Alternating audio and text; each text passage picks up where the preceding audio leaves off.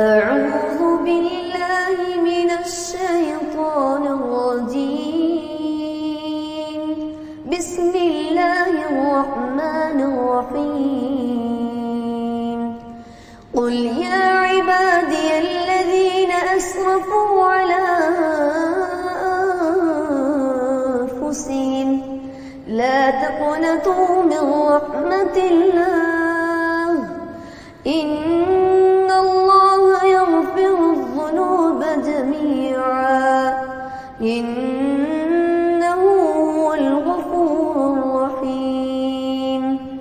وأنيبوا إلى ربكم وأسلموا له من قبل أن يأتيكم العذاب ثم لا تنصرون. واتبعوا أحسن ما أنزل إليكم من ربكم من قبل أن يأتيكم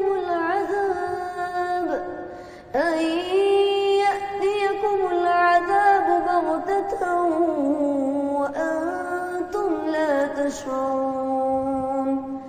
أن تقول نفس يا حسرة على ما فرطت في جنب الله وإن كنت لمن الساخرين.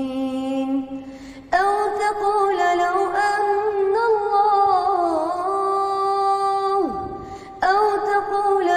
أن الله هداني لكنت من المتقين.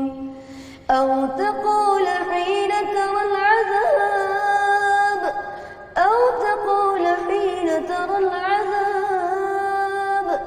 لو أن لي كرة فأكون من المحسنين.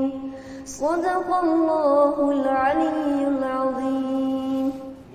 माशाल्लाह जज़ाकल्लाह हाफ़िज़ साहब, अल्लाह ताला आपको जज़ाए खैर अता फ़रमाए। मैं जी एक गुफ्तगू के शुरू में आपसे एक बात शेयर करूं जो मुझे पता चली जब हम स्टूडियोज़ में आए, तो मैं बहुत हैरान भी हुआ और बड़ी खुशी भी हुई मुझे। और वो गुफ्तगू क्या है मैं ज़रा अपने इस नन्हे मेहमान से करूंगा। हाफ़िज़ साहब, मुझे आप ये बताएं कि आपको कैसे शौक़ पैदा हुआ, कैसे दिल की लगन हुई, किसकी ख्वाहिश थी कि आप हाफ़िज़ कुरान बने?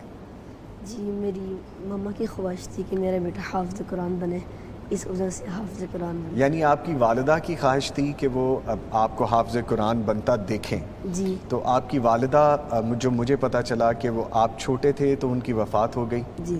और उन्होंने आपको हाफ़िज़ कुरान बनते नहीं देखा, जी। लेकिन उनकी ख्वाहिश का आपने एहतराम किया और आपने अल्हम्दुलिल्लाह कुरान हिफ्ज़ किया है। जी। कितने अरसे में किया?